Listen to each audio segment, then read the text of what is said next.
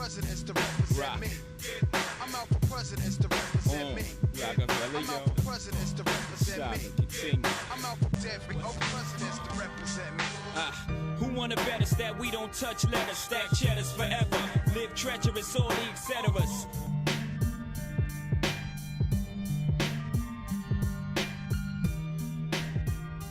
Brooklyn, home to some of the greatest hip-hop acts of all time. Where Jay-Z grew up in the Marcy Projects and honed the skills that would eventually make him one of the greats. And when that Brooklyn MC teamed with two dudes from Harlem, they set the stage for an epic collaboration. So the album starts off like this, Heartbeat. Ah, see, okay, all right, big man, you want to make some big box, huh? Let's see how tough you are. You think you know about Reasonable Doubt? Dígame. You kidding me or what, man? Yo, I'm making short-term goals. Okay, we're reloaded. It's one of the most influential albums in hip-hop history. 14 carefully crafted songs showcasing the art of the hustle. Critically acclaimed, the album's vivid cinematic depiction of the lore and dangers of the streets is often referred to as a masterpiece of storytelling.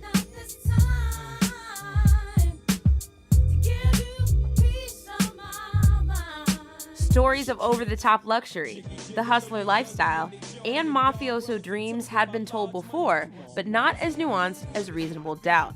Now 20 years later, it is remembered more for Jay-Z's intricate, yet subtle organized rhymes than as an ode to organized crime that ended in regrets. It's said that a rapper's first album takes a lifetime to make.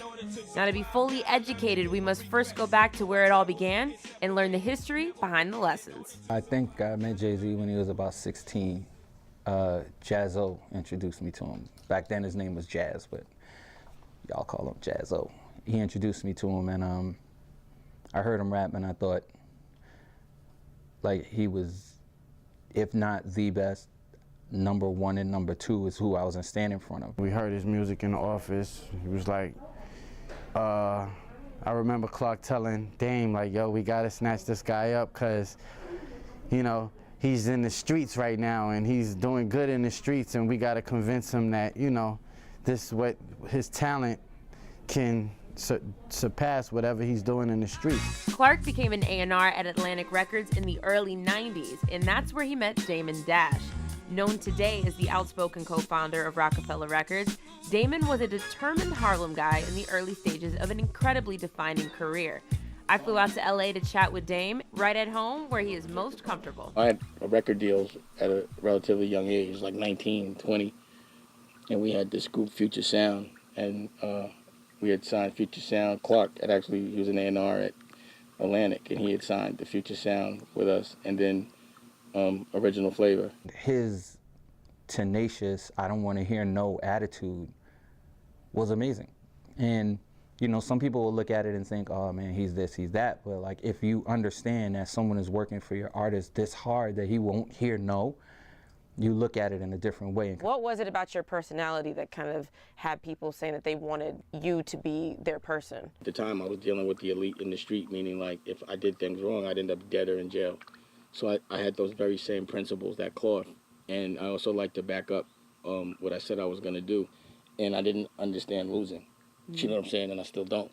You know what I mean? I wanted to be the best at everything. I didn't make no sense not to be. Best at everything was the motto behind the Harlem Crew that Damon was a part of, with a group of friends including Kareem Biggs Burke.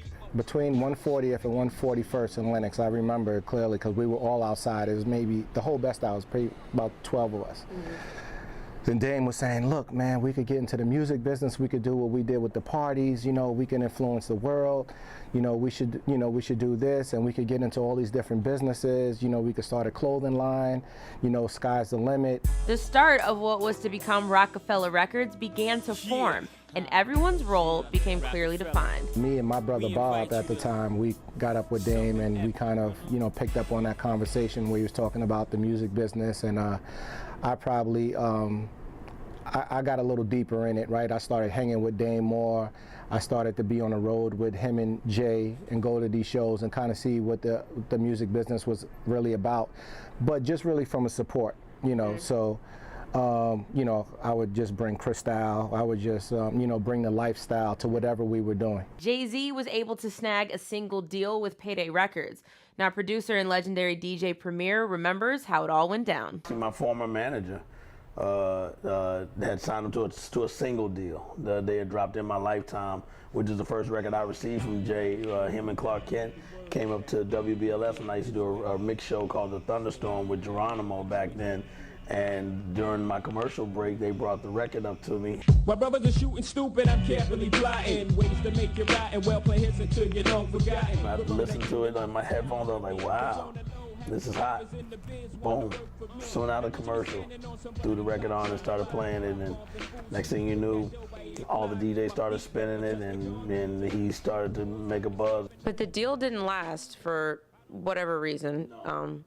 Do you know why it didn't last? You want an album deal, number one, and then number two, their complaint was about the promotions, which they're like, hey, we got a single deal, why won't you give us a video budget? We've been going to door to every record company, they've been turning us down, but we think we could do it ourselves. I seen the potential of it, and that's when I came and I became, I was like, let's do it, and became a business partner, and we all formed Rockefeller Records. They wasn't trying to let us in the business because we were arrogant, we were cooler than everybody. Everyone was pretending to be something that we actually were, and we had the swag with it, so it wasn't like someone was going to just give us the keys to the throne.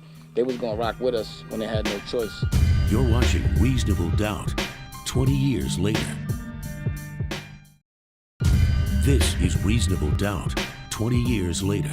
A lot of people look at me, Damon, and Jay, but it's the guys in the background that was a really big part of us taking off. Emery, Vegas Jones, Ty, who's the president and co-founder of Rock Nation right now. The early staff, Shaka, who's the president, people like that really put us on another level, and Christy as well, she was the one booking all the shows. Ski Beats was a member of Original Flavor, the group that Damon Dash was managing before he met Jay-Z. Many remember hearing about Jay-Z after being featured on Original Flavor's single, Can I Get Open, in the late 80s. I'll tell you, I heard Jay rap, I stopped rapping. I said, yo, you know what? If I was gonna be a rapper, I would want to be him. I'm just gonna stick to making beats because he's really good. We don't have to talk in code when the phone rings. We own things. While Ski Beats and Clark Kent often worked out of Clark's home, there was one studio in particular that was a major part of Reasonable Doubt's history. The infamous D&D Studios, located on the west side of New York City on 37th Street. It was founded by Douglas Grandma and David Lotwin of D&D Records, and later bought by DJ Premier in 2003. D&D Studios at that time, which is where a lot of that stuff was done, and a lot of my production was done in the 90s, is the go-to place if you need that raw street Premier record, or just the sound of and the feel of that studio. You go to D&D. So for them to be there, it was like a hangout. You see Jay, you see Foxy Brown, you see Black Moon, Helter Skelter, recipes of Sean Price, Smith & Wesson, you name it, J. Rue the Damager, Gangstar. We were there every day, and that was a normal thing to see all of us there. And Jay was the same way. The whole Rockefeller family's there, and it wasn't any tension. After the recording of Brooklyn's Finest, Jay-Z and Biggie clicked. Their friendship became instant. Biggie showed up to Jay-Z's Dead President's video shoot and made a cameo in the video for the song that first caught his attention. Understand me, I used to be on the bus talking to him about how good he is, but how better my man is, and it would make him mad. Like, the second verse to Who Shot Ya is because of how much I wrote on him about, telling you, man, he's the illest. My man's the illest. You good, Big. I think you good. You my man. I wouldn't be out here on the road with you, but this dude is that deal. He goes home, he's mad, goes in the studio, does the second verse, I Shot You. We go back to the airport the next morning to get back on the road, and he's got a big box, and they play the record, and he's going, I'm not the illest? I was like, wow.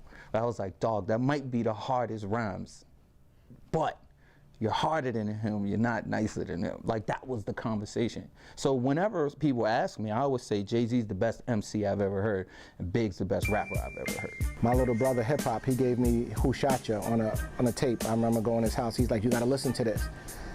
And the song blew me away, and I called Jay, I was like, where you at? He was like, I'm in Brooklyn. I said, you gotta meet me right now, you gotta hear this song.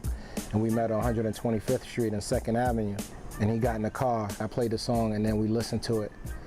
And Jay just put his head against the headrest, and we played it maybe about 5 times. And Jay was like, I gotta take this tape. I'm like, what? He's like, I need this. So he took it, and then, you know, days later he had The Evils, Can't Knock the Hustle, and I believe Can I Live. Like, that's what inspired him to make those songs. Can't Knock the Hustle, the first track on Reasonable Doubt, featured Mary J. Blige, who became an instant superstar after her debut album, What's the 411, followed by My Life. I know the frustration that they were having, you know, getting artists to be on there. I remember even when they did the Can't Knock the Hustle and Mary did the hook, I remember the label was like, hey, we gotta take her off because she's bigger than you. And you're not getting her in the video, because they were doing their best to get her in the video. And at that time, it was like, hey, y'all ain't nobody. You're Jay-Z. Who are you? You know, like, that was the attitude that was being done to them, and they were getting dealt with like that. And they still said, we're gonna kick and keep pushing anyway. And they still believed in themselves. Do you think Reasonable Doubt is Jay-Z's best album?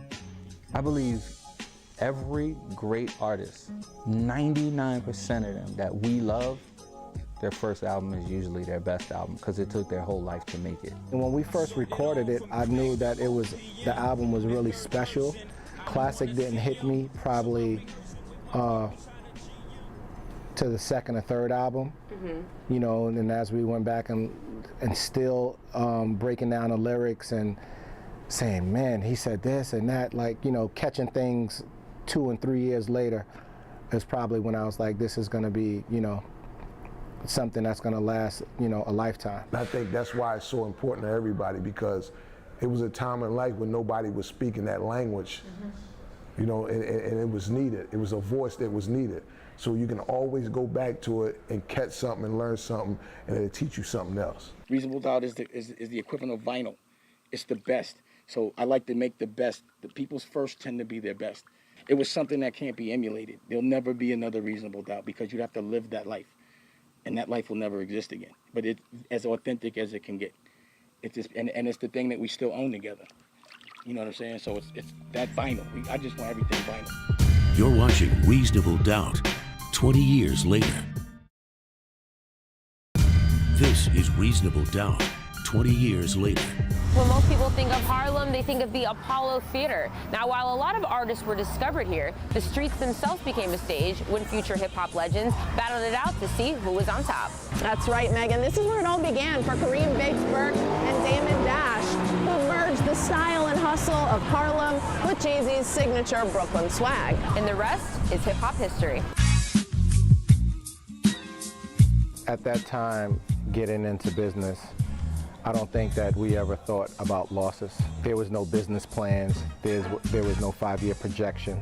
There was, we're gonna do this and we was gonna win. It was the utmost confidence. No one ever thought about losing. When Biggs and Dame Dash teamed up to make Reasonable Doubt, it was much more than Jay-Z's landmark debut album. It was a way out of poverty. As a kid growing up, I mean, it was some really trying times with my father being an addict. And my mother, she was a Christian and always, you know, taught us to try to do the right thing. But, I mean, we were young and we were really wild, and we kind of succumbed to the streets. And, you know, the trying times, like being evicted from my house when I was 10 years old. From there, my brother, sister, and I, my mother and father, and my cousins, we moved in a shelter. So it was at that time that I knew that I would never be in that circumstance again. And it was the hardest time of my life. And I was really young. I was 12 years old. So it was that moment I can remember as I look back. It was that exact moment when I made a choice that I'm going to do something so I'm not impoverished and to get my family out of that situation. Yeah. And a way out of organized crime. But 16 years after Biggs co-founded Rockefeller Records, the life he'd always dreamed of came to a screeching halt. Step out. You ready? Yeah, step out. You stick him on. I think going to prison, it's funny to say, was the best thing to happen to me. Biggs was charged with conspiracy to distribute marijuana and sentenced to 5 years in prison. My involvement in the case was more or less connecting two people. So at the time where I thought marijuana was becoming legal and there was a lot of opportunity there, I was going to California to actually look to buy dispensaries. And in buying that, I was connecting guys from New York with farmers to actually buy marijuana, which never happened. But in doing that, that became a conspiracy. At that time, I did a lot of reflection about my life, things that I've done, my past, the history, relationships, how I've treated certain people. And that was a big change when I came out, because you look at every bad thing that you've ever done and want to make things right. But during the last year of his sentence, he found faith. The biggest change was going into prison. I was an atheist, and coming out, I gave my life to God, giving myself to God. And once I came out, there was something that I knew that I can do that would not only help myself, but I can also help others. This is going to come out in spring 1. Since his release from prison, Biggs has gotten into the streetwear business, starting Brooklyn-based premium denim line 4th of November earlier this year. It's been a huge success for us, and to be out 5 months, and right now to have a company that's valued at $5 million because the stuff is blowing out of stores, I mean, that's surpassed my expectations as well. We thought we would do probably $2 million in the first year, and then we're at $5 million in 5 months. This fall, Biggs is launching a pop-up shop here in New York City to celebrate the 20th anniversary of Reasonable Doubt, after their LA pop-up this June was a huge success. We had a pop-up shop in LA, and I mean, it was great to kind of commemorate the 20 years of Rockefeller Records. And I mean, we had some great artists come out. We had DJ Khaled come out. We had Jay-Z come out, and Meek Mill, and you know, a few other artists. And it was just a great experience. I mean, we had lines around the corner. Partnering with Fancy.com, Biggs is launching exclusive Rock 96 merchandise online and in-store. The kind of entrepreneurship that Biggs and his colleagues are doing was a big inspiration for me. The idea of where they kind of melded fashion, music, and some of the visual arts as well. These pop-up shops are actually going to have a new experience. So the experience now is to be able to walk and touch and feel and listen to the same studio equipment that Jay-Z recorded on, and other artists as well. So D&D was one of the most famous studios that closed down, and we found all the original boards. We found the original album, 2-inch reels, the original DATs, all the original equipment, and then we're going to make it operable as well, so you can actually listen to the album. You're watching Reasonable Doubt, 20 years later. This is Reasonable Doubt, 20 years later. Rockefeller Records definitely set the stage for, man, it spoke to a particular demographic. If you ask me, that demographic was the streets. And it was a tutorial. Rockefeller Records was the tutorial of, you know, how you're supposed to be as a team. We needed a name for our crew. You know, like, it was a crew of different artists, all managed by Dame Dash. Think of a name, and I thought of Rockefeller, and that was the name of a crew first. It's like, when you look at, you know, certain things in your life, and, you know, you look back to where you at now, you know, from where you was to where you at now, Reasonable Doubt has just like been like that school textbook that you can always go back to and learn something. I'm Megan Wright. And I'm Simone Boyce. Good night.